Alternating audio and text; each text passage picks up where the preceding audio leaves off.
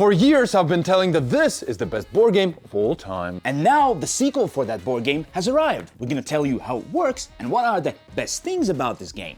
And right after that we're gonna talk about why this game might not be for you. For example, because of the interaction. So let's start the review for this 2 to 4 player board game that takes 3 hours to play and is of medium weight. Yeah, it's not the heaviest one, but there are quite a lot of rules. And talking about rules, let's talk about what this game is all about. Welcome to the most topical area control board game right now. Because it's set in 2020s. 2020s, roaring 2020s. Control one of the dominating world powers to gain the most victory points. Victory points! You will have to manage your superpowers, resources, and then select your focus. For example, pick up a diplomatic focus. Play out some cards to influence the board. Add some tanks, add some cubes, and look good doing it. Those are influences, not cubes. Come on, man. Yeah. Can't you tell the difference between influence and cubes? No. Yeah, me neither. This game evolves around these cards. You can play one to engage with a country. For example, Norway. Have a good relationship there to place some cubes. Well, not in Africa, but well, you get the point.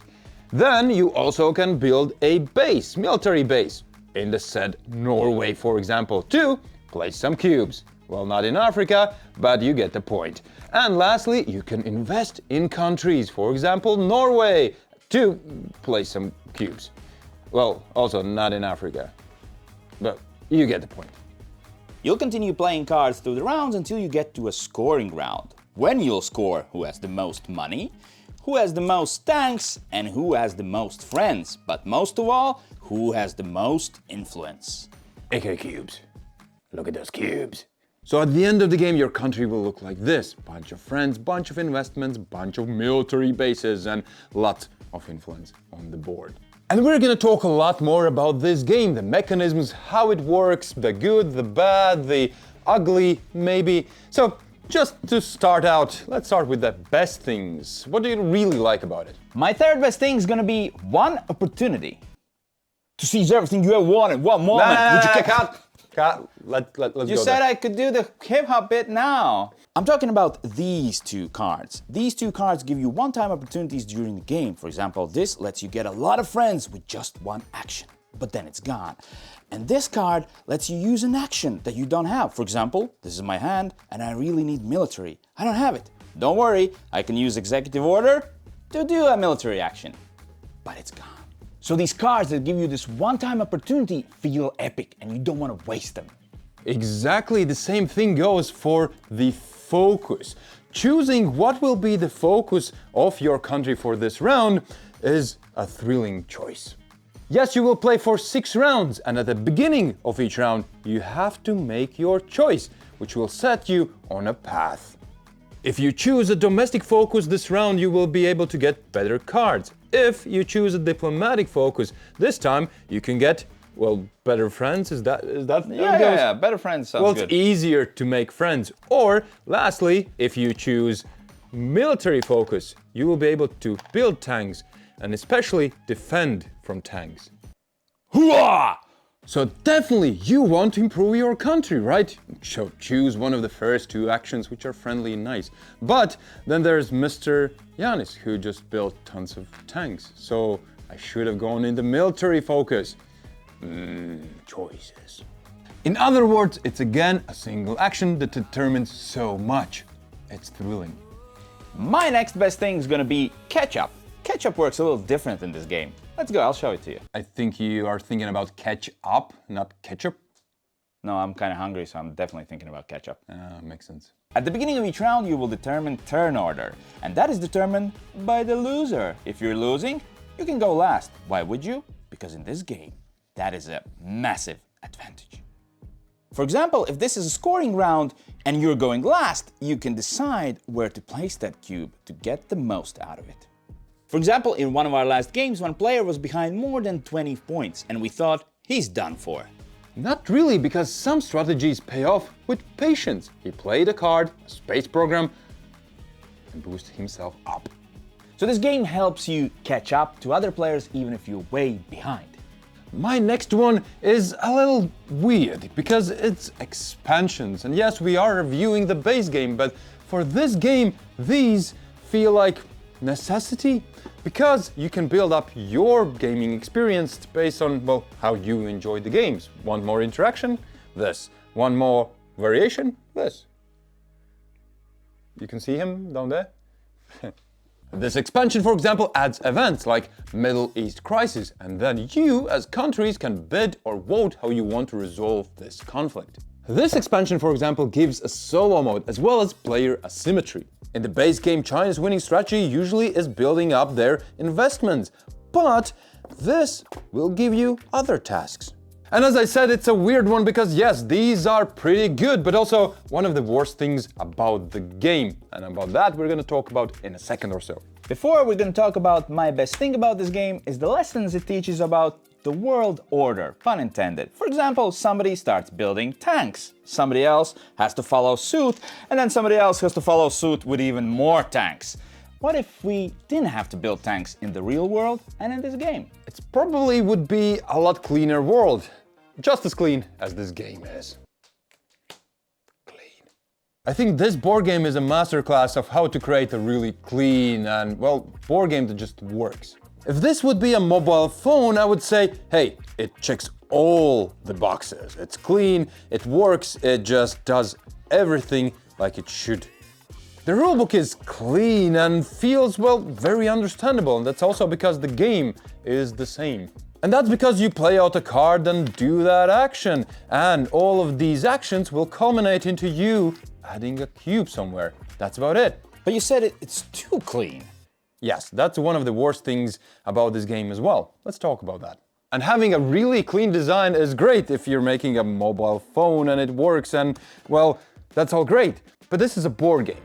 And because it's that clean, it's not that fun.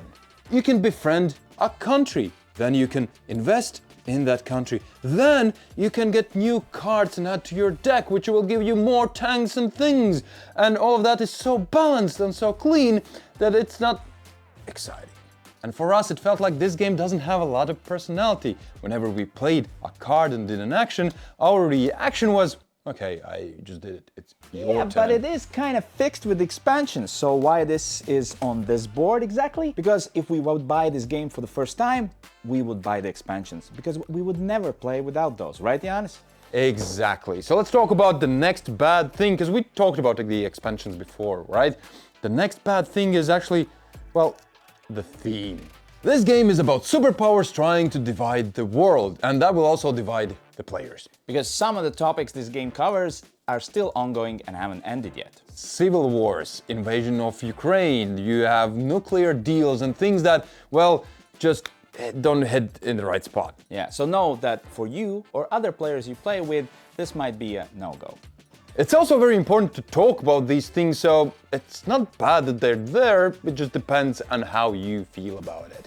Just like how you feel about the length of the game itself. Oh, I feel it's very long.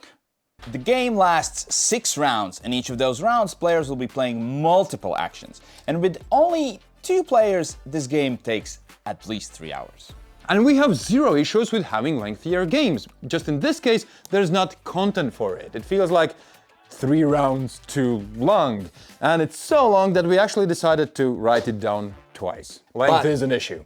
The biggest issue for this game for us and maybe for you is it has no politics for a world politics game. Yeah, it's more cube pushing. Nothing in the base game pushes you towards talking with other players.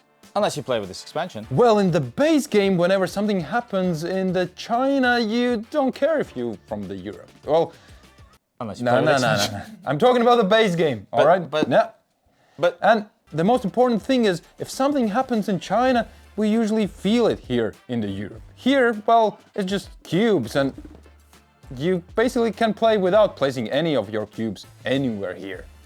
Now we're talking about the base game, okay? Theme-wise, you will have these cards that Janis talked about, and you will have these countries that you can befriend for some reason or can't, but that's about it. When you're looking at this cover, you can imagine yourself sitting at this table and making deals with other players, other superpowers, globally changing everything, except there's none of that. You could have put in a Star Wars on this and it would have been fine. Yeah, it's kind of would work, absolutely. Even better, it would kind of skip a lot of those theme problems and no history, right? No. Star Wars doesn't make things better. Star Wars definitely doesn't make things better. This would be better. World Order, the Star Wars game. Yeah. Here we have listed all the things why we think this game might not be for you. However, it might be for you if you're from Dice Tower and they just made their review ranking this game really highly. And I think they're right. This is a Euro game where you play out some cards to be as efficient as possible to push some cubes. It's great. And you have your resource management and selecting focuses, and then you have your tanks where you take points away from other players. So it has all the good things for a great board game. In other words, some people will really enjoy it. We, well, not so much. Because we are the fans of Hegemony, and this is not for the fans of Hegemony. So, when we looked at this cover, at this game, we expected Hegemony 2.0. That it is not, and we were very disappointed in that. How disappointed? Well, let's rank it. I think the design for this game is like textbook. It's perfect. It checks all the marks. It's so clean and polished. I think the designers are geniuses. They did an amazing job with this game. Yet for us personally, and this is just a personal rating, it felt bland. Yeah, it felt underwhelming. I feel like the cover doesn't deliver what it promises. You just look at the cover and you're like, oh man, we're gonna decide the fate of the world. No, I just decide the fate of my next action, and which doesn't do much for you. When it takes like 3 and more hours, it, well, doesn't deliver. I have two rankings here. If I'm ranking it based off being played Hegemony, I would put it into can't recommend. So if you're a huge fan of Hegemony and expecting 2.0, I don't recommend you try this. But since I'll try to avoid imagining I've ever played Hegemony, which I can't because it's amazing, I'm gonna bump it up to okay. When the game starts, I'm super excited. I want to play more of it. And in the second hour, I'm like, okay, I could be done with it. Even if you forget about Hegemony, it's a very sterile Euro game. And if you like that, and most of you will, I think this game will have a really high rating on BGG, and deservedly so. But this is a personal rating, all right? Yeah. So for us, and if you feel like you want diplomacy and voting and stuff, it's not gonna be for you as well. And on that note, what might be for you? What is the best alternative? Let's talk about that quickly. My best alternative for this game is going to be Dune Imperium. It kind of does what this game doesn't. It has a more exciting deck building, worker placement. I'm also pushing cubes, but those cubes will kill your cubes. There are intrigue cards, and it plays in fraction amount of time what the big one does. It's better, it's much better. It's so much better. What I would expect from diplomacy board game and dividing the world, I get from Night Soil, which is all about poop. In this game, you're set in London before modern plumbing, and you try to clean up the streets. You build a business fighting for... Sounds dirty. It is definitely, tell us more. It's definitely dirty, but it's super mean. There's tons of politics because, like, leave my poop there. I need to build business in this region. And there's almost no luck. It's super lengthy as well. Yet the aggressiveness and everything feels like we're divining the world, or rather the sewers of London. This is a weird game, not for everyone, yet it has so much character. And, well, I would play this rather than World Order. Wow, okay. On that note, thank you for watching our video. Consider supporting us, because we cannot do any of this without your support. And if you'd like this review, we recently reviewed Eternal Decks, which is an innovative game that, did we like? I guess you'll have to watch it to find out. Bye!